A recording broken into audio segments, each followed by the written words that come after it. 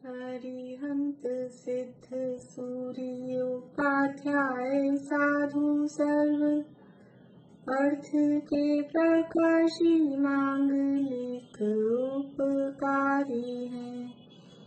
तिन्ह को स्वरूप जान राग तिन्ह भई जो भक्ति काय को नवाए स्तुति को चाहिए।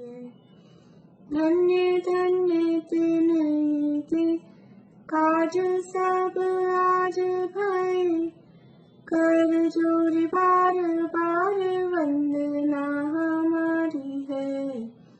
मंगल कल्याण सुख ऐसो हम चाहत हैं।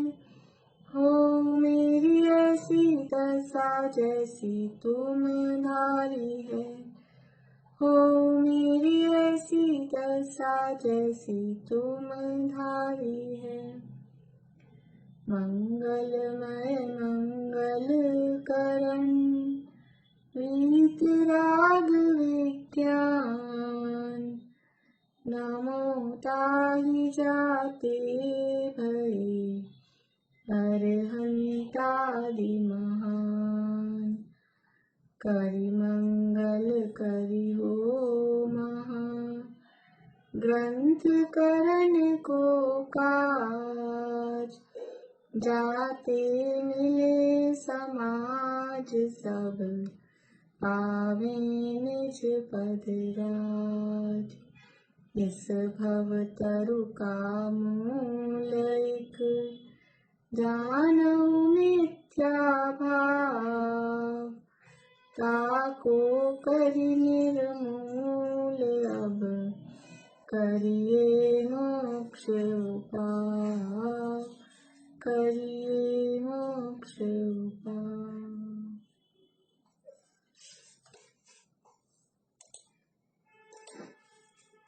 मोक्षा प्रकाशक में 7वां अधिकार निश्चयभासी का प्रकरण यहाँ चल रहा है। और निश्चयभासी की जो मान्यताएं थी वो मान्यताओं की बात यानी ये जो मान्यताएं थी अभी तक कौन कौन सी मान्यताएं थी कि अपने को शुद्ध समान शुद्ध मानता है, केवल ज्ञान का सद्भाव मानता है और अपने को राग आदि से रहित मानता है और कर्म नो कर्म से रहित मानता है।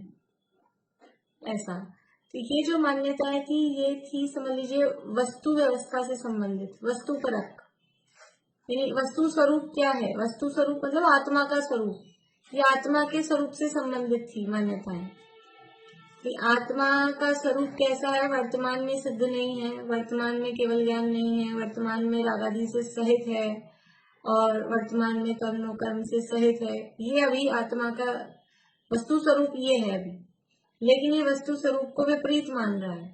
तो ये चारों मान्यताएं वस्तु स्वरूप से रिलेटेड थी।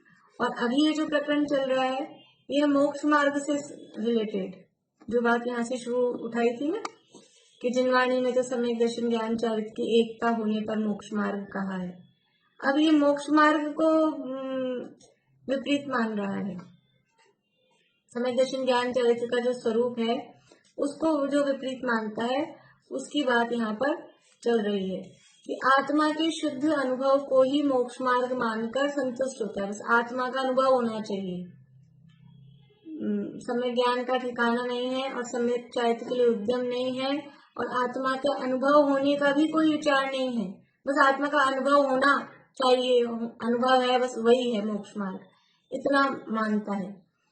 लेकिन वो अनुभव कैसे होगा और अनुभव है कि नहीं है और उसके लिए कुछ उद्यम, चारित्र के लिए कुछ उद्यम, वो कोई उसमें इस तरह की कोई पुरुषार्थ उसमें नहीं है। तो वो खाली ऐसा चिंतन करता है शुद्ध समान शुद्ध हूँ, केवल ज्ञान आदि सहित हूँ, ये जो सारी बातें हैं ऐसा केवल चिंतन करता है, अपने आप को ऐसा विचार करता रहता है। अभी ये जो पॉइंट्स हैं बहुत ही सेंसिटिव पॉइंट्स हैं, मतलब क्योंकि अपन 2-3 दिन से बात कर रहे हैं। ऐसा ही चिंतन करने का उपदेश शास्त्र में दिया जाता है और ऐसा ही अपने को विचार करने का, आत्मा के स्वरूप का ध्यान करने का, या जो ध्यान के सूत्र हैं उसमें इसी तरह के सूत्र हैं, शुद्ध स्वरूपो हम, सिद्धो हम, केवल ज्ञान स्वरूपो हम, ऐसे ही सूत्र है। तो गलती कहाँ है? गलती उसके अभिप्राय में है। ये समझने वाली बात है। ये चिंतन करने का निषेध नहीं है, ये चिंतन लेकिन किस अभिप्राय से कर रहा है, क्या मान्यता रख के वो चिंतन कर रहा है, वो मान्यता उसकी विपरीत है। इसलिए वो पूछ रहे हैं कि ये चिंतन किस अपेक्षा से करते हो। यदि द्रव्य दृष्टि से करते हो तो द्रव्य तो शुद्ध शुद्ध सर्व पर्यायों का समुदाय है। ये जो आप चिंतन कर रहे हो ये किस अपेक्षा से कर रहे हो? यहाँ द्रव्य दृष्टि का मतलब है प्रमाण। देखिए ये जब तक टोडामल साहब ने लिखा था तब तक द्रव्य दृष्टि का, द्रव्य का मतलब होता था प्रमाण का द्रव्य। अभी हम क्या समझते हैं द्रव्य दृष्टि का अर्थ? क्योंकि ये गुरुदेव के समझ लीजिए प्रभाव में वो द्रव्य दृष्टि शब्द उसमें आरूढ़ हो गया दृष्टि के विषय के अर्थ में, द्रव्य दृष्टि। अदरवाइज पहले, उससे पहले तक वो द्रव्य दृष्टि का अर्थ वो शुद्ध शुद्ध पर्यायों का समुदाय जो द्रव्य है उसका नाम द्रव्य कहा जाता था। परंतु क्योंकि आत्मा का अनुभव उस पूरे शुद्ध शुद्ध पर्याय के समुदाय वाले द्रव्य का, कुछ बोल रहे हैं आंटी? हाँ हाँ, तो वो जो पुस्तक है वो दृष्टि की प्रधानता से कहा है ना, द्रव्य दृष्टि जिनेश्वर, वो दृष्टि की प्रधानता, वही गुरुदेव, वो निहाल जी भाई के बोल हैं या गुरुदेव के ही बोल हैं, ऐसा कुछ है उसमें बोल हैं, गुरुदेव के ही है। हाँ, तो गुरुदेव के जो बोल है, हाँ दोनों के बोल हैं, तो वो सब यानी दृष्टि का विषय जो है ना, निश्चय न्याय का जो विषय, परम शुद्ध निश्चय न्याय का विषय, उसकी प्रधानता लिए हुए वो सारी बात है। लेकिन टोडामल जी साहब तो पहले हुए ना, गुरुदेव से पहले। उस समय द्रव्य का अर्थ है, द्रव्य का मतलब प्रमाण का द्रव्य, तब तक वो प्रमाण के द्रव्य के अर्थ में चलता था। लेकिन वो प्रमाण का द्रव्य का अनुभव नहीं किया जाएगा, इसलिए गुरुदेव ने वो द्रव्य दृष्टि का विषय वो अलग निकाल के बताया। प्रमाण के द्रव्य का अनुभव नहीं किया जाएगा। अनुभव करने के लिए जो, जिसके अनुभव का नाम सम्यक दर्शन है, वो कौन सा द्रव्य होगा, ये विषय आता है अपने सातवीं गाथा के जो टीका मतलब दादा ने जो अनुशीलन लिखा है, या द्रव्यार्थिक पर्यार्थिक का जो कल परसों मैंने आपको बताया था ना, द्रव्य पर्यायात्मक वस्तु में से द्रव्य को विषय बनाए, फिर पर्याय को विषय बनाए, तो वो दो द्रव्य हो गए। तो वो ऊपर वाले द्रव्य का क्या अर्थ है, नीचे वाले द्रव्य का क्या अर्थ है, सुना होगा आप लोगों ने कभी मैथ शक्ति की क्लास में, कि ऊपर वाला जो द्रव्य है प्रमाण का विषयभूत द्रव्य, वो सामान्य विशेषात्मक, नित्यात्मक, भेदा भेदात्मक, एकानेकात्मक, उसमें चारों मतलब 8 चीजें हैं। और जो नीचे वाला द्रव्य है जो दृष्टि का विषय है, निश्चय का विषय, वो सामान्य, अभेद, नित्य एक, वो केवल वो नए की अपेक्षा से वो ग्रहण किया है। अभी उसको समझाने की हूँ मैं, विषय वो दूसरा चल जाएगा। अभी अपने में दृष्टि का विषय नहीं समझाना है, लेकिन जिन लोगों ने पढ़ा सुना है उनको कुछ ख्याल में आया होगा। वो विषय अलग है, मतलब वो है तो समझने लायक, लेकिन वो विषय अलग है, अपने प्रकरण से अभी ज्यादा रिलेट नहीं करता है। तो ये पूछ रहे हैं कि यदि चिंतन द्रव्य दृष्टि से करते हो तो द्रव्य तो शुद्ध शुद्ध सर्व पर्यायों का समुदाय है, मतलब प्रमाण का द्रव्य है, वो प्रमाण रूप है, तो तुम शुद्ध ही अनुभव किस लिए करते हो? देखिए द्रव्यार्थिक न्याय से, हाँ बोलिए आंटी। ये बोल रहे कि आज पुस्तक का ताकि द्रव्य का लक्ष्य करेंगे ना हम, तुम पर्याय तो बिना से होते नष्ट होने वाले पर्याय का लक्ष्य नहीं करके द्रव्य का लक्ष्य करो, उसका उद्देश्य ऐसा है। तो वहाँ द्रव्य का अर्थ क्या? वहाँ द्रव्य का अर्थ क्या? वो जिस द्रव्य का लक्ष्य करना है वो नए का विषय वाला द्रव्य, वो प्रमाण वाला द्रव्य नहीं, जो जिनेश्वर का है ना, वो प्रमाण वाला द्रव्य नहीं है, वो निश्चय नए का विषयभूत, इसलिए वो दृष्टि का विषय, वही अर्थ है वहाँ द्रव्य दृष्टि जिनेश्वर में। यहाँ जो द्रव्य कह रहे हैं ना कि द्रव्य तो शुद्ध शुद्ध संपूर्ण पर्यायों का समुदाय है, वो वाला द्रव्य उसका अर्थ नहीं है, वो अर्थ नहीं है। हाँ, वो तो जो गुरुदेव अर्थ करते हैं ना द्रव्य दृष्टि, मतलब वही अर्थ है, निश्चय नए का विषयभूत द्रव्य। तो कह रहे हैं कि द्रव्य तो शुद्ध शुद्ध संपूर्ण पर्यायों का समुदाय है, तुम शुद्ध ही अनुभव किस लिए करते हो? देखो एक है, थोड़ा सा न्यायों के बारे में अपन थोड़ा बहुत पढ़े हुए हैं, एक द्रव्यार्थिक न्याय है, एक पर्यार्थिक न्याय है, ठीक है, या निश्चय न्याय कहो, व्यवहार न्याय कहो। तो वस्तु नित्य है और वस्तु अनित्य है, ऐसा हम कहते हैं। कौन से नय से? द्रव्यार्थिक नय से द्रव्य नित्य है, ठीक है, और पर्यायार्थिक नय से पर्याय अनित्य है, ठीक है बात। द्रव्यार्थिक नय से द्रव्य नित्य है और पर्यायार्थिक नय से पर्याय अनित्य है। बढ़िया बढ़िया पकड़ा आपने। पर्यायार्थिक नय से पर्याय अनित्य नहीं, पर्याय तो अनित्य ही है, उसमें नय लगाने की जरूरत नहीं है। देखा किसको जा रहा है? चाहे द्रव्यार्थिक नय से देखें चाहे पर्यायार्थिक नय से देखें, देखा किसको जा रहा है? देखा जा रहा है द्रव्य को। तो द्रव्यार्थिक नय से वो पूरा का पूरा द्रव्य नित्य है और पर्यायार्थिक नय से पूरा का पूरा द्रव्य अनित्य है। पर्याय अनित्य ऐसा नहीं, पर्याय तो अनित्य का मतलब ही पर्याय है, अनित्य का मतलब ही पर्याय है। तो पर्यायार्थिक नय से अनित्य अनित्य है ऐसा थोड़ी ना, पर्यायार्थिक नय से द्रव्य अनित्य है, पूरे द्रव्य को देखा जा रहा है। तो ये द्रव्य तो शुद्धाशुद्ध पर्यायों का समुदाय है। तुम अकेला शुद्ध अनुभव कर रहे हो और कह रहे हो हम द्रव्य पूरे द्रव्य से देख रहे हैं, तो अकेला शुद्ध कैसे अनुभव कर रहे हो? ये प्रमाण का विषयभूत द्रव्य है। प्रमाण के विषय में तो पूरी वस्तु समझ में आनी चाहिए। प्रमाण के विषय में कैसा देखा जाएगा? जैसे हमने कहा था सोने की चूड़ी, अगर तुम सोना देख रहे हो तो ये नय का विषय है, अगर तुम चूड़ी देख रहे हो तो ये नय का विषय है, लेकिन सोने की चूड़ी देख रहे हो ये प्रमाण का विषय है। तो तुम कह रहे हो मैं प्रमाण से अनुभव कर रहा हूं और अकेला सोना देख रहा हूं। प्रमाण से ये सोना है, प्रमाण से सोना नहीं है, प्रमाण से सोने की चूड़ी है। और सोना देख रहे हो वो एक नय है, वो एक द्रव्यार्थिक नय कहें, निश्चय नय कहें, वो एक अलग अपेक्षा है। तो तुम कह रहे हो कि मैं द्रव्य दृष्टि से यानी प्रमाण से देख रहा हूं लेकिन द्रव्य को शुद्ध देख रहा हूं, तो ऐसा नहीं है। प्रमाण से द्रव्य शुद्ध नहीं है, प्रमाण से तो शुद्धाशुद्ध सर्व पर्यायों का समुदाय है। तुम शुद्ध ही अनुभव किस लिए कर रहे हो? तुम अकेला सोना ही कैसे देख रहे हो? इसमें चूड़ी बना भी तो है, वो भी तो देखो। और पर्याय दृष्टि से करते हो तो तुम्हारे वर्तमान अशुद्ध पर्याय है, तुम अपने को शुद्ध कैसे मान रहे हो यदि पर्याय दृष्टि से देख रहे हो? देखो कर क्या रहा है वो, चश्मा जो लगा रहा है, जो चश्मा लगा रहा है, दूर का चश्मा लगा के पास का पड़ रहा है, पास का चश्मा लगा के दूर का पड़ रहा है, ऐसी स्थिति है। चश्मा लगा रहा है द्रव्यार्थिक नय का, द्रव्यार्थिक नय का चश्मा लगाया, द्रव्यार्थिक नय से वस्तु का जो स्वरूप है वो चश्मा लगा रहा है और देख किसको रहा है? वर्तमान पर्याय को। द्रव्यार्थिक नय से द्रव्य को देखता तो वो द्रव्य की स्वभाव को देखता तो वो शुद्ध समझ में आता, सिद्ध समान है, केवल ज्ञान रूप है। लेकिन चश्मा तो लगा रहा है द्रव्यार्थिक नय का और देख किसको रहा है? देख रहा है पर्याय को।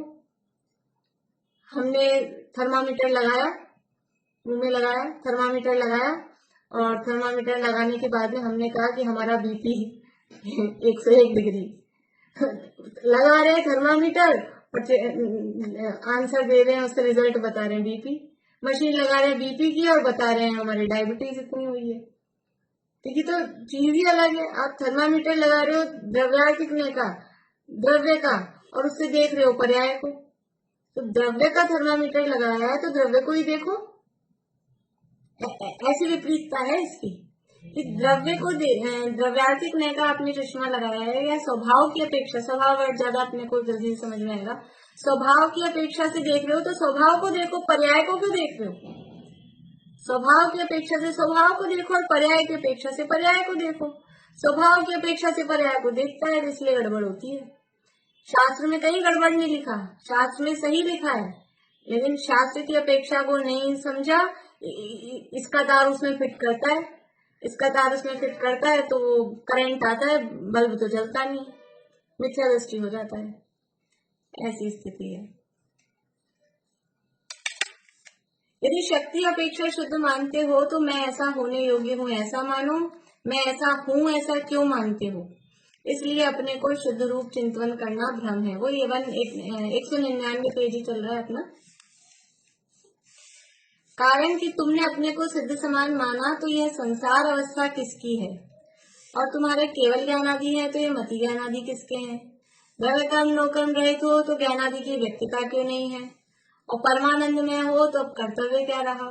दुखी क्यों दिखाई दे रहे हो? खुद परम आनंद में हो, जैसे कि ऐसी स्थिति ना, जैसे लौकिक में अपन बोलते हैं कोई सबसे पहले मिले, सबसे पहले फर्स्ट मिलते ही कैसे हो, बढ़िया, सबसे पहले जवाब क्या होता है। जैसे दादा सुनाते चिट्ठी लिखते थे पुराने जमाने में, तो सबसे ऊपर लिखते थे यहाँ सब ठीक है, अत्र कुशलम, यहाँ सब ठीक है, और फिर नीचे उनके थोड़ा बुखार हो गया था, ये थोड़ा गिर गए थे, इनके थोड़ा हड्डी में जोर आ गया है, फिर सारी रामायण नीचे लिखेंगे और फिर लिखेंगे शेष कुशल। ऐसी स्थिति है कि तुम परमानंद में बोल रहे हो और फिर अपने दुख दर्द तो चालू है, तुम्हारे संसार की अवस्था है, कर्म कर्म का संबंध है, जन्म मरण होते दिखाई दे रहे हैं। जन्म मरण दुख नहीं है तो दुखी कैसे होते हो, इसलिए अन्य अवस्था में अन्य अवस्था मानना भ्रम है। अन्य अवस्था में अन्य अवस्था मानना, बीपी की मशीन में वो डायबिटीज नापना, ऐसी स्थिति है ये, ऐसा है। अन्य अवस्था में अन्य अवस्था मानना भ्रम है। यहाँ कोई कहे कि शास्त्र में शुद्ध चिंतन करने का उपदेश कैसे दिया है, शास्त्र में भी तो दिया है। तो कह रहे हैं एक तो द्रव्य अपेक्षा शुद्धपना है, एक पर्याय अपेक्षा शुद्धपना है। देखो ऊपर जो द्रव्य दृष्टि वाला शब्द दिया था ना, यदि ये चिंतन द्रव्य दृष्टि से करते हो तो वो द्रव्य शब्द है प्रमाण के द्रव्य के अर्थ में। अब यहाँ पे जो द्रव्य अपेक्षा शब्द है, ये उस प्रमाण का विषयभूत जो द्रव्य है, एक द्रव्य है मेन द्रव्य, उस द्रव्य के दो पार्ट हैं। पहले पार्ट का नाम फिर से द्रव्य और दूसरे पार्ट का नाम पर्याय। बादल समझ में आ रहा है? आप ही ज्यादा नए हो प्रमिला आंटी, बाकी लोग तो थोड़ा बहुत सुनने में होंगे शायद। मेन जो द्रव्य है, एक है द्रव्य, उस द्रव्य के दो पार्ट किए। पहला वाला जो द्रव्य है वो मेन द्रव्य है, वो है प्रमाण का विषयभूत द्रव्य, उसके दो पार्ट किए। फिर पहले पार्ट का नाम फिर से द्रव्य और दूसरे पार्ट का नाम पर्याय। तो अभी जो दो भाग किए हैं ना, ये दो भाग किए हैं, उसमें जो द्रव्य है वो द्रव्य है, उसको कहो द्रव्यार्थिक नय का विषयभूत द्रव्य, ये है नय। ये दो भाग किए ना, तो एक नय का विषय है, एक दूसरे नय का विषय है, तो और ये दोनों मिला के वो प्रमाण का विषय है। तो प्रमाण का विषय को भी द्रव्य कहते हैं और द्रव्यार्थिक नय के विषय को भी द्रव्य कहते हैं। अब ये समझना पड़ेगा कहाँ किस द्रव्य की बात चल रही है। आवाज कट रही है? आवाज आ रही है आप लोगों को? आ रही?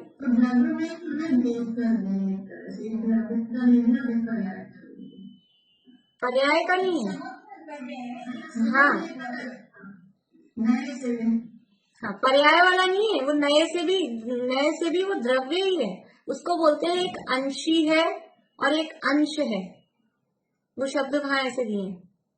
वो जो प्रमाण का द्रव्य है वो अंशी, मतलब अंशी समझते हैं, जिसके अंश होते हैं। जैसे ये शरीर है, ये अंशी है, और ये हाथ पांव, ये क्या है, ये सब उसके अंश हैं, ऐसा। तो वो एक मेन अंशी द्रव्य है और उसके दो अंश हैं, उस पहले अंश का नाम फिर से द्रव्य है। जैसे ऐसे नहीं होता है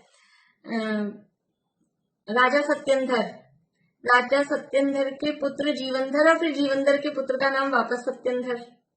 तो एक तो दादाजी है और एक उनका पोता, ऐसे नाम होते हैं, इस तरह से नाम चलते हैं भाई।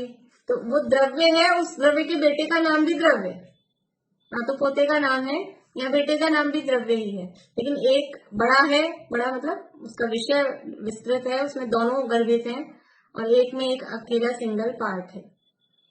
तो ऊपर जो कहा कि यदि ये चिंतन द्रव्य दृष्टि से करते हो तो वहां द्रव्य का अर्थ है वो प्रमाण का विषयभूत द्रव्य। और यहाँ अब नीचे जो बात कह रहे हैं, एक तो द्रव्य अपेक्षा शुद्धपना, तो यहाँ द्रव्य अपेक्षा शुद्धपना मतलब वो द्रव्यार्थिक नय का विषयभूत जो द्रव्य है उस अपेक्षा से शुद्धपना, ऐसा। तो एक तो द्रव्य अपेक्षा शुद्धपना है, एक पर्याय अपेक्षा शुद्धपना है। पर्याय भी शुद्ध होती है, पर्याय भी शुद्ध होती है। पर्याय की शुद्धता क्या है, द्रव्य की शुद्धता क्या है, पर्याय की शुद्धता क्या है। द्रव्य की शुद्धता की बात कल की थी थोड़ी सी अपन ने, बोले द्रव्य की शुद्धता क्या है।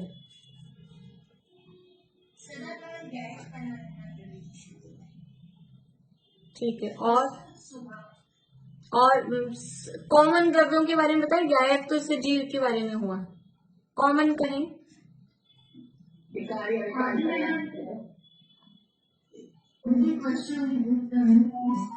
द्रव्य अपेक्षा शुद्धपना का क्या है? द्रव्य की शुद्धता क्या है?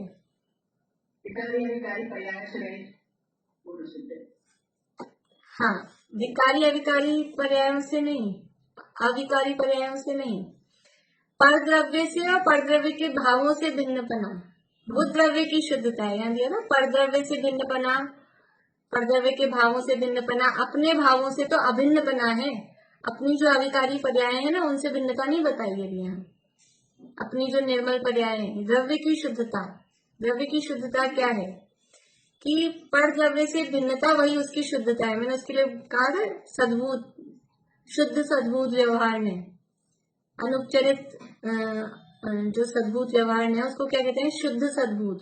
वो किसको ग्रहण करता है कि अपने ही जो भाव हैं, अपने ही गुण भेद हैं, विकारी पर्याय की बात नहीं है, बस अपने से अभिन्नता, आत्मा से रिलेटेड, अपने से रिलेटेड जो है, वो सद्भूत व्यवहार का विषय है, शुद्ध सद्भूत का। तो एक तो द्रव्य अपेक्षा शुद्ध बनाई, द्रव्य की शुद्धता होगी जी। 4 नंबर। तो परद्रव्य से भिन्नता ये द्रव्य की शुद्धता है। शॉर्ट में अपन कहें, परद्रव्य से भिन्नता वो द्रव्य की शुद्धता है। जीव कभी अजीव नहीं होता, अजीव पुद्गल कभी जीव नहीं होता। ये परद्रव्य से जो भिन्नता है, ये द्रव्य की शुद्धता है। तो ये द्रव्य अपेक्षा शुद्ध, हाँ, समझ लीजिए अगुण लघु गुण का नास्तित्व धर्म का जो काम है, उस अपेक्षा से द्रव्य की शुद्धता। पर्याय की शुद्धता क्या है? पर्याय की शुद्धता क्या है?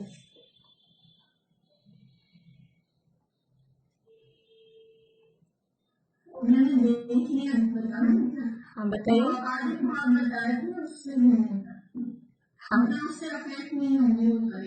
हाँ ठीक है, औपाधिक भाव यहाँ तो ये, लेकिन पर्याय की भी शुद्धता अपन अभी यहाँ का छोड़े, तो पर्याय की भी शुद्धता क्या है? पर्याय की भी शुद्धता वही है कि जैसे द्रव्य परद्रव्य रूप नहीं हुआ, द्रव्य अपने रूप रहा, ये द्रव्य की शुद्धता है। ऐसे पर्याय भी दूसरी पर्याय रूप नहीं हुई, जो पर्याय है वो पर्याय दूसरी पर्याय रूप नहीं हुई, ये पर्याय की शुद्धता है। एक पर्याय दूसरी पर्याय रूप नहीं होती, जो पर्याय की स्वतंत्रता कहते हैं ना, जैसे एक पर्याय दूसरी पर्याय रूप नहीं होती, वो पर्याय की शुद्धता है। लेकिन अभी तो यहाँ जो प्रकरण है उसी हिसाब से अपन देखें कि एक तो द्रव्य अपेक्षा शुद्धपना है, एक पर्याय अपेक्षा शुद्धपना है। वहां द्रव्य अपेक्षा तो परद्रव्य से भिन्नपना और अपने भावों से अभिन्नपना, उसका नाम शुद्धपना है। परद्रव्य से भिन्न है, अपने भावों से अभिन्न है, अपने ज्ञान दर्शन सुख वीर्य जो अनंत गुण है उन गुणों से अभिन्न है, ये उसकी शुद्धता है। देखिए एक अभी क्या क्या आप लोगों को वो नयों का ध्यान में है? किसी को द्रव्यार्थिक नय की भेद प्रभेद ध्यान है? किसी को पढ़े हैं किसी ने? तब तो मैं विषय कुछ उठाऊं। हाँ बोलिए मृदुला जी।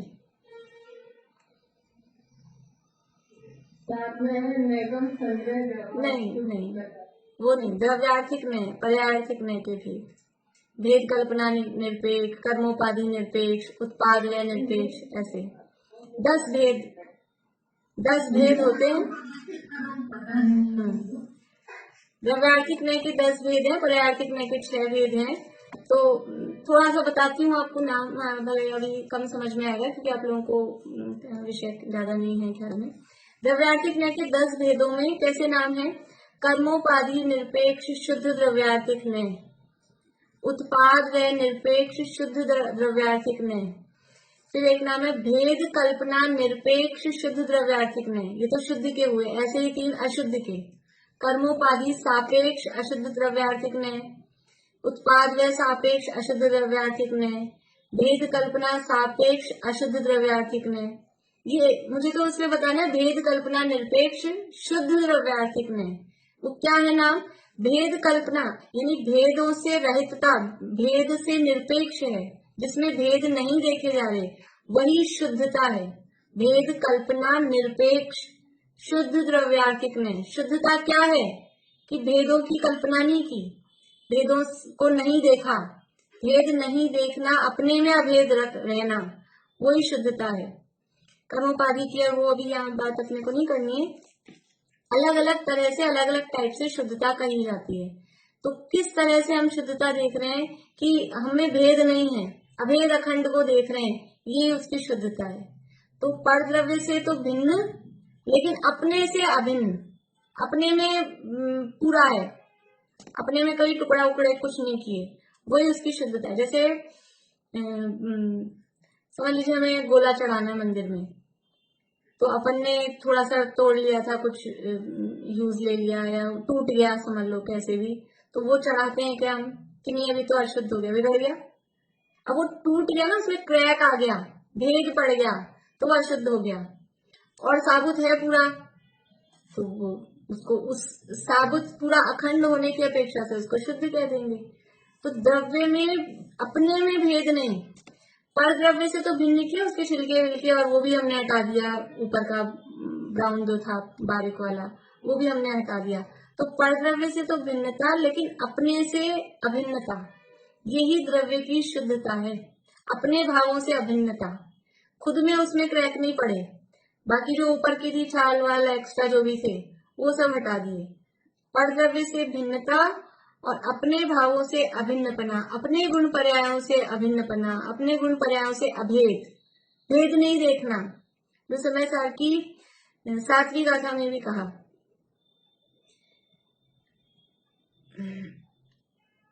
न विज्ञानम न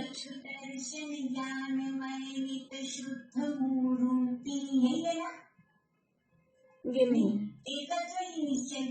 नहीं ये नहीं है। जीवो चरित्र दन सन्नानठ दो, नहीं वो एकदम से स्लिप हो गई दिमाग से। न विनानम न चरित्रम न दंसनम जान को शुद्धो, लास्ट की लाइन में है। हानि मेरे पास भी है। हाँ, द्रव्यान चारित जीव के हैं, यह कहा व्यवहार से, न ज्ञान दर्शन शरण ज्ञायक शुद्ध है परमार्थ से। तो आत्मा में ज्ञान नहीं है, दर्शन नहीं है, चारित्र नहीं है, ज्ञायक शुद्ध है। वहां शुद्ध का अर्थ क्या किया कि आत्मा में ज्ञान है, दर्शन है, चारित्र है, ऐसे भेद करना ही अशुद्धता है। भेद मत करो, हम एक हैं, हमारे में ऐसे भेद डालते हो तो ये अशुद्धता है। हम आपके घर आए आंटी और आपको अलग काट दें, अंकल को अलग काट दें, प्रोग्राम है, आपको अलग काट दें, अंकल को अलग काट दें, तो हम में ऐसे भेद मत डालो। हम एक हैं, ऐसा भेद मत डालो। ये तो समझ लीजिए हस्बैंड वाइफ के, वरना 4 देवरानी जेठानी हो बेला भाभी होने के जैसे, तो भी ऐसा करें कि हमको एक ही कार्ड दे दो, हम एक ही कार्ड लेते हैं। हमें भेद मत करो, अलग मत करो। तो ये अभेदता है, वो शुद्धता है, और भेद डालना वो अशुद्धता है। अभेद रखना, द्रव्य अपने से अभिन्न रहे, ये उसकी शुद्धता है। तो आत्मा में ज्ञान है, दर्शन है, चारित्र है, ऐसा भेद करके मत बताओ। भेद करके बताना वो अशुद्धता होता है। और आत्मा में ज्ञान नहीं है, दर्शन नहीं है, चारित्र नहीं है, ज्ञायक शुद्ध है, बस वो तो ज्ञायक है, ऐसा अभेद स्वरूप का अनुभव करना। तो एक तो द्रव्य अपेक्षा शुद्धपना। द्रव्य अपेक्षा शुद्धपना क्या है कि पर द्रव्य से भिन्नपना और अपने भावों से अभिन्नपना, अपने भावों से अभेद। अपने भाव क्या है? ज्ञान, दर्शन, सुख, वीर्य, जो अनंत गुण है, या जो अपनी पर्याय है, निर्मल पर्याय, वो सब उसमें समाहित है, उससे अभेद है, उसमें कुछ भेद नहीं करना। ये द्रव्य की शुद्धता है, उसका नाम शुद्धपना है। और पर्याय अपेक्षा औपाधिक भावों का अभाव होने का नाम शुद्धपना है। पर्याय में शुद्धता किसे कहते हैं कि ये जो कर्म जनित, कर्म के उदय से जो भाव हो रहे हैं, ये इन भावों का अभाव होता है, इसका नाम शुद्धपना है। तो ये जो द्रव्य अपेक्षा शुद्धपना है, ज्ञान दर्शन चारित्र का भेद नहीं है, या परद्रव्य से भिन्न है और अपने भावों से अभिन्न है, ये कब है? द्रव्य अपेक्षा शुद्धपना कब हो गया वस्तु में? वस्तु परद्रव्य से भिन्न है और अपने भावों से अभिन्न है, ये कब होगा? कब है ये? जब उसको अखंड रहेगी। हाँ, नहीं, अखंड रहेगी तब तो ठीक है। कब का मतलब है कि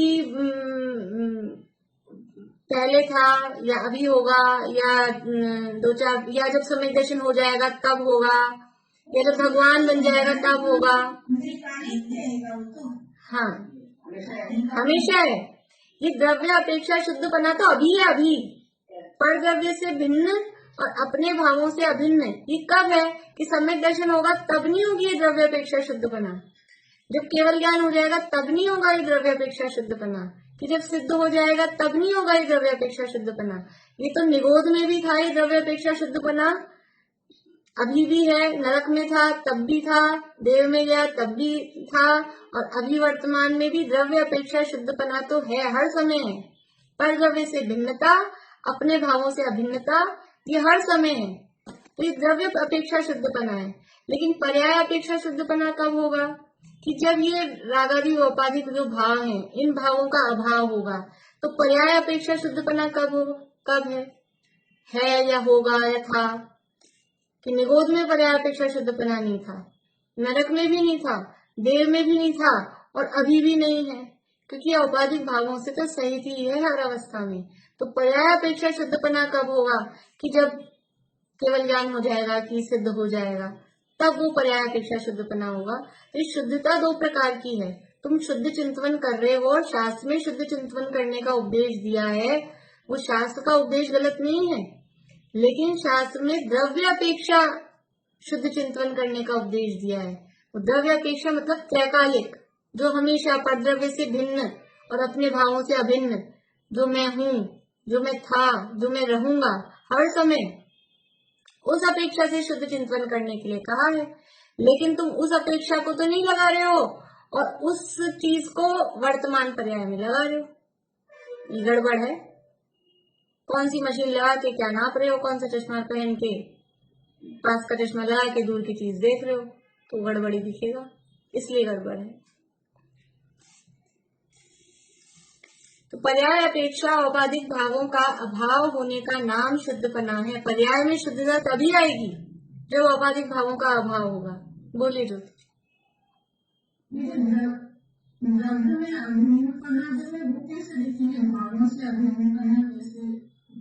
मतलब ये जब अनुभव की बात है ना, चिंतन करता है, तो अनुभव के समय आत्मा का जब स्वरूप समझना है, तो स्वरूप समझने के काल में भेद होते हैं।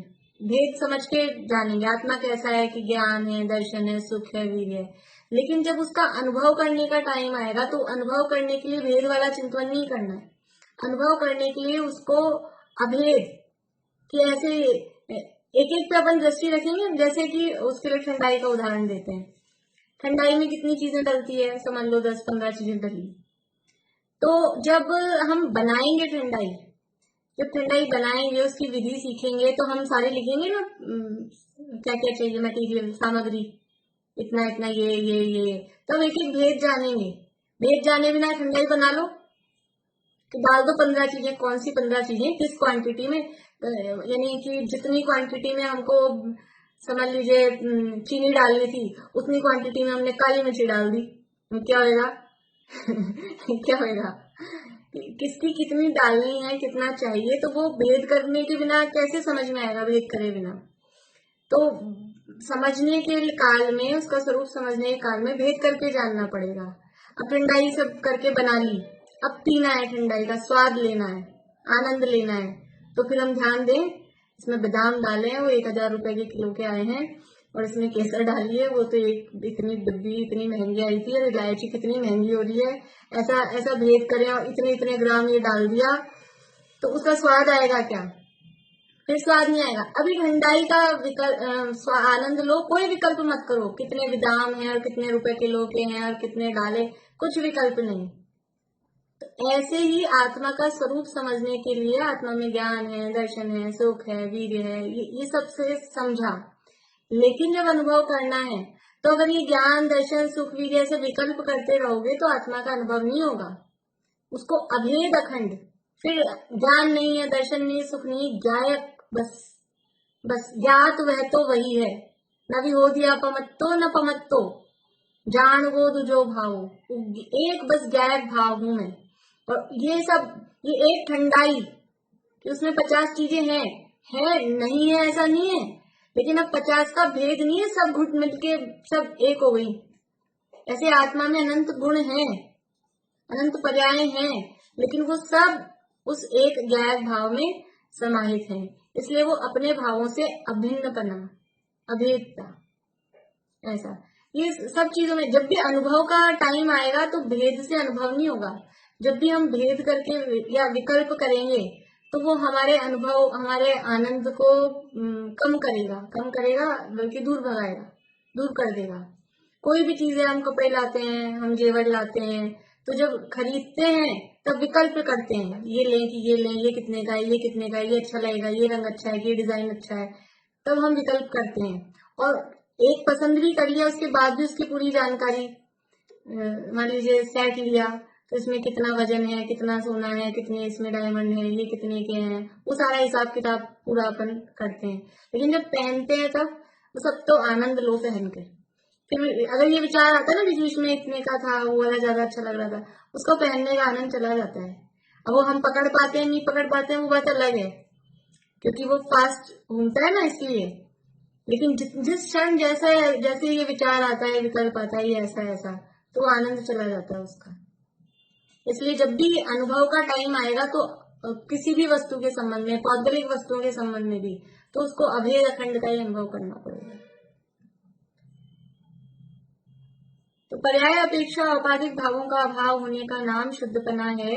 सो शुद्ध चिंतवन में द्रव्य अपेक्षा शुद्धपना ग्रहण किया है। शुद्ध चिंतवन कर रहे हो तो वो द्रव्य अपेक्षा, जो त्रैकालिक शुद्धता है, द्रव्य अपेक्षा मतलब जो त्रिकाल हमेशा वो शुद्धपना रहता है। पर्याय वाली शुद्धता त्रैकालिक नहीं है, वो नई प्रकट होगी, वो सादी है। और ये जो द्रव्य अपेक्षा शुद्धपना है ये अनादि से है। निगोद में भी ये ऐसी शुद्धता थी, नरक में भी थी, देव में भी थी और वर्तमान में भी है। तो द्रव्य अपेक्षा शुद्धपना का ग्रहण शुद्ध चिंतवन में किया है। वही समयसार व्याख्या में कहा है कि आत्मा प्रमत्त अप्रमत्त नहीं है, सो यही समस्त परद्रव्यों के भावों से भिन्न पने द्वारा सेवन किया गया शुद्ध, ऐसा कहा जाता है। जो प्रमत्त पना है, अप्रमत्त पना है, ये परद्रव्य के संयोग जनित पर्याय हैं। प्रमत्त पना, अप्रमत्त पना, गुणस्थानों की अपेक्षा से कल कहा था 1 से 6 गुणस्थान तक की दशाएं वो प्रमत्त है, प्रमाद सहित है। 7 से 14 गुणस्थान की अवस्था है वो अप्रमत्त दशा है, प्रमाद से रहित है। लेकिन ये जो गुणस्थान कहे, ये गुणस्थान कैसे कहे, गुणस्थान की परिभाषा, गुणस्थान तो हमने चालू कर दिया, लेकिन गुणस्थान सामान्य का तो विषय किसी को दिया ही नहीं। वर्षा भाभी आप कह रहे थे ना, गुणस्थान सामान्य का विषय तैयार करिए आप। गुणस्थान की परिभाषा, गुणस्थान कितने होते हैं और उसको अलग अलग अपेक्षाओं से विभाजन किया था, लास्ट वाला जो अपना नोट्स में है टॉपिक। गुणस्थान की परिभाषा याद है अभी किसी को? आवाज आ रही है कि नहीं आप लोगों को?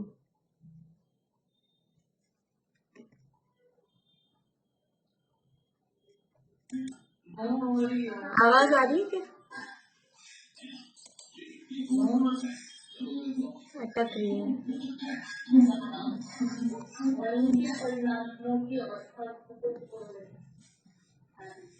हाँ बोलिए, पूर्णिमा आंटी बोलिए। वर्षा अभी ने बोला तो है शायद, लेकिन मुझे आवाज नहीं आ रही। आवाज ठीक से नहीं आ रही है, वीडियो भी जा रहा है। हाँ ये मेरा नेट थोड़ा स्लो हो रहा है, अब कुछ ही देर बची है, नहीं तो भी चेंज करती। बोलिए पूर्णिमा आंटी बोलिए। मोह और योग के निमित्त से नित्य श्रद्धा और चारित्र रूपी होने वाली का अनुरूप अवस्थाओं को पुनस्थान कहते हैं। तो मोह और योग के निमित्त से भी है ना, बढ़िया, बहुत अच्छा बताइए, एकदम बढ़िया। ये क्या है? परद्रव्य के संयोग जनित पर्याय। परद्रव्य के संयोग जनित की मोह और योग के निमित्त से। मोह और योग क्या है? ये औपाधिक भाव है। मोह ये क्या है? आत्मा का स्वभाव है क्या? और योग है, यद्यपि वो आत्मा का गुण है, लेकिन उसकी समझ लीजिए विपरीत परिणमन चल रहा है, जो कंपन रूप दशा है उसका विपरीत परिणमन है। तो मोह और योग के निमित्त से जीव की जो अवस्थाएं हो रही है उसका नाम गुणस्थान है। तो चाहे प्रमत्त रूप गुणस्थान हो, चाहे अप्रमत्त रूप गुणस्थान हो, ये सब औपाधिक भाव है, ये सब अशुद्धता है। इसलिए ये आत्मा प्रमत्त अप्रमत्त नहीं है, यही समस्त परद्रव्यों के भावों से भिन्नपने द्वारा सेवन किया गया शुद्ध, ऐसा कहा जाता है। अभी क्या है कि छठी गाथा की टीका और उसके भावार्थ बहुत अच्छे हैं, इसके मतलब विशेष उसके लिए और मैं आपको कहूंगी तो मुझे नहीं लगता कौन कौन पढ़ेगा सेल्फ में। वो विषय अपना दूसरा चल जाएगा, इसलिए विषय जो अपना चल रहा है ना, मैं थोड़ा सा 5 मिनट में रीडिंग जैसे करती हूँ, भावार्थ पढ़ती हूँ। देखिए भावार्थ बहुत अच्छा है इसमें, जैसे छाबड़ा साहब का छठी गाथा का भावार्थ बहुत ही अच्छा, काफी विस्तृत भी है और भावार्थ में ही विषय का बहुत खुलासा हुआ है। देखिए मैं इसमें शेयर करती हूँ आपको।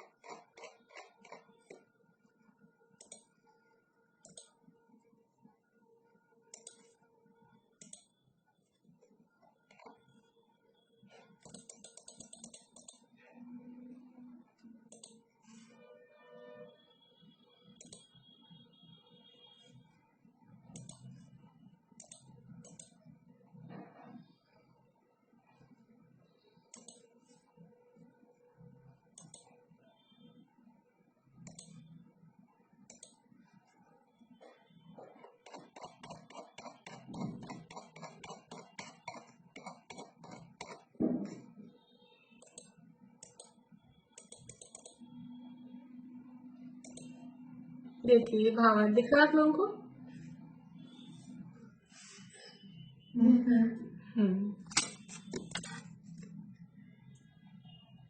अशुद्धता परद्रव्य के संयोग से आती है। देखिए अशुद्धता किससे आ रही है? परद्रव्य के संयोग से। हमने अशुद्धता की क्या परिभाषा बनाई है? परद्रव्य से भिन्नता, अपने भावों से अभिन्नता, वो शुद्धता है। तो अशुद्धता कैसे हो गई? परद्रव्य के संयोग से आती है, परद्रव्य से आती है। उसमें मूल द्रव्य तो अन्य द्रव्य रूप नहीं होता, मात्र परद्रव्य के निमित्त से अवस्था मलिन हो जाती है।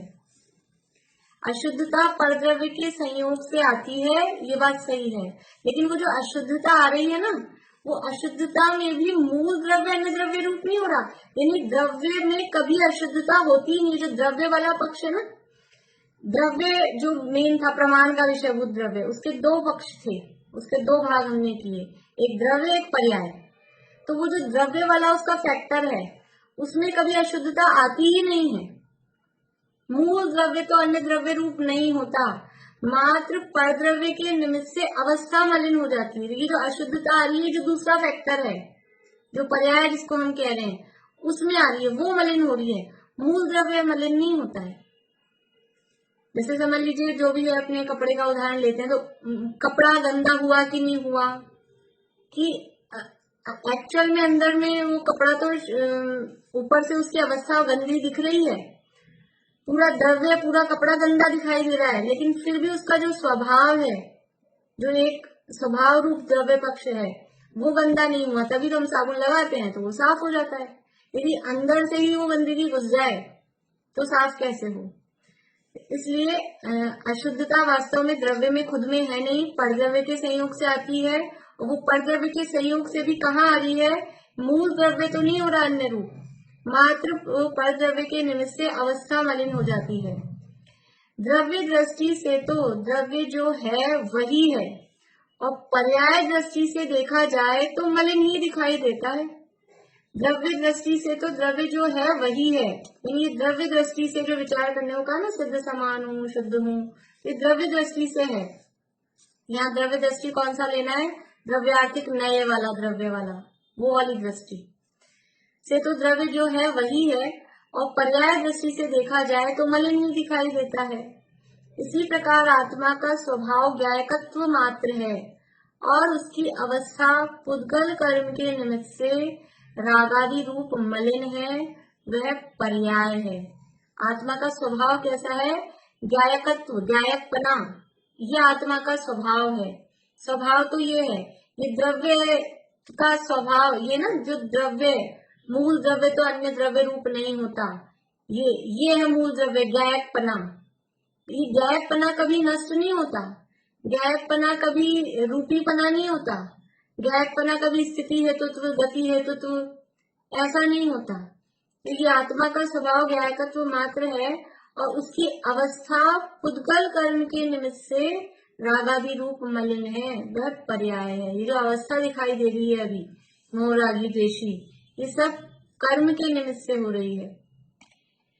पर्याय दृष्टि से देखा जाए तो वह मलिन ही दिखाई देता है। पर्याय से देखा जाए, जैसे वो चौधरी गाथा का पढ़ के सुनाया था आपको, कमलनी पत्र को यदि जल के भीतर जाके देखा जाए तो वो पानी में डूबा हुआ है, कमल का पत्ता पानी से स्पर्शित है, डूबा हुआ है, लेकिन उसके स्वभाव के समीप जाकर देखा जाए तो पानी में उसको छुआ ही नहीं, उसने पानी को छुआ ही नहीं, क्योंकि जब उसको पानी से निकालो तो एकदम सूखा ही निकलता है।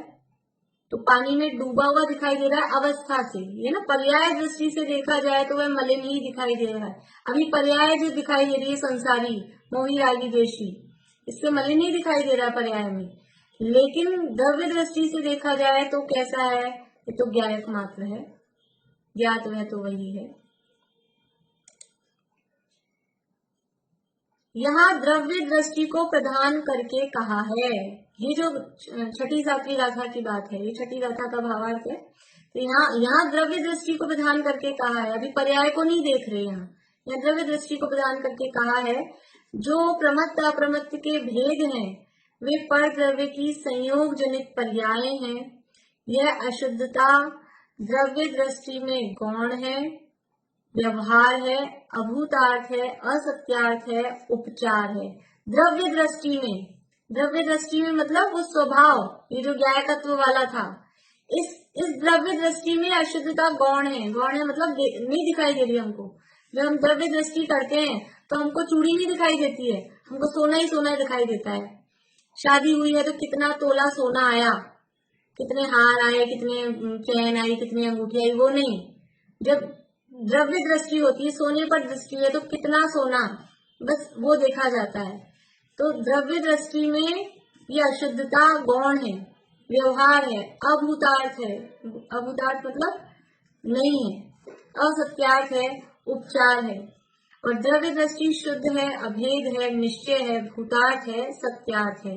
सोना जो दिख रहा है ना, वो बस सोना है कि इतना तोला सोना है, वो टूटा है कि साबुत है, उसे कुछ फर्क नहीं पड़ता।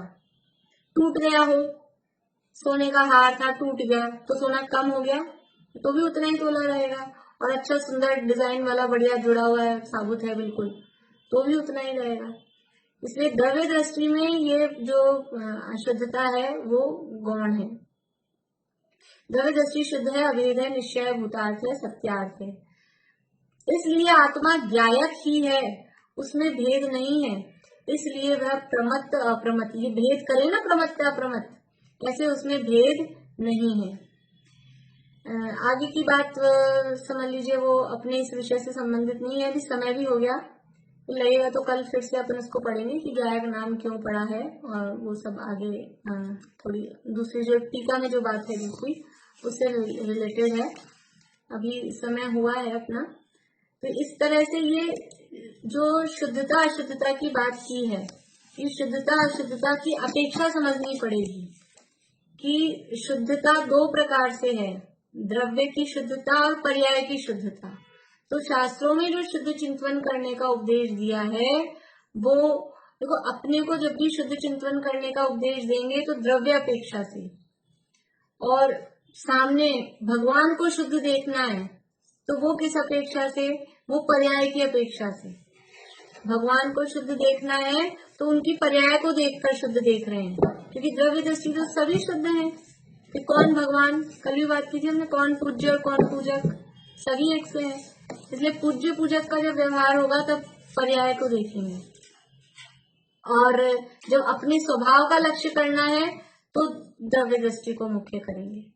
तो ये शुद्धता दो प्रकार से कही गई है, तो यहाँ हमको द्रव्य दृष्टि से स्वभाव की अपेक्षा से शुद्ध चिंतन करने का उपदेश शास्त्रों में दिया गया है, और उस अपेक्षा से शुद्ध चिंतन करके ही आत्मा की अनुभूति हो सकती है। पर्याय को देखने से, क्योंकि पर्याय खुद अनित्य है, स्थिर नहीं है, तो पर्याय को देखने से शुद्धता उत्पन्न नहीं होती, स्वभाव को देखने से शुद्धता उत्पन्न होती है। गुरुदेव की जो इसमें प्रवचन है उसमें गुरुदेव ने लिखा कि शुद्ध है, पर किसको? गुजराती में कोने कि जेने जाना तेने, कि जो जानता है कि मैं शुद्ध हूँ उसके लिए शुद्ध है। स्वभाव तो सदाकाल शुद्ध ही है, लेकिन वो शुद्ध किसको समझ में आता है? कि जो उसको शुद्ध जानता है उसकी वो शुद्धता प्रकट होती है। जो अपने को शुद्ध नहीं जानता, लेकिन किस अपेक्षा से? कि वो स्वभाव की अपेक्षा से। तो जो अपने को स्वभाव की अपेक्षा से शुद्ध जानता है उसके पर्याय में शुद्धता प्रकट होती है। अब इसने पर्याय में ही शुद्ध मान लिया तो प्रकट कहाँ हुई? तो पर्याय में ही मान लिया है, इसलिए ये इसकी मिथ्या दृष्टिपना है, ये भूल है। आगे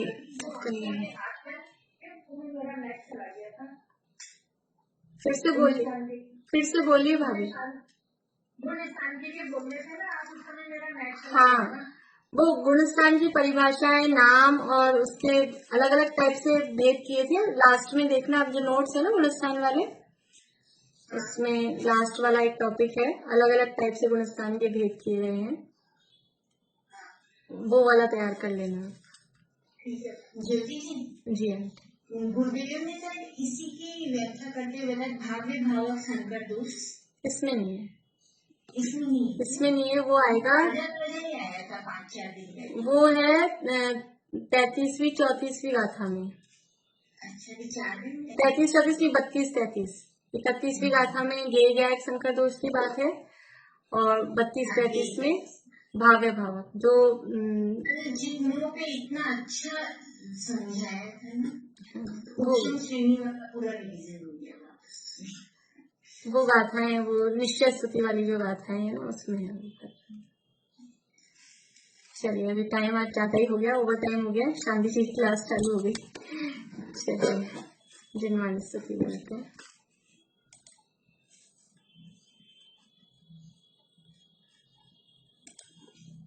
ऐसे ही बोल लेंगे, शेयर करूं।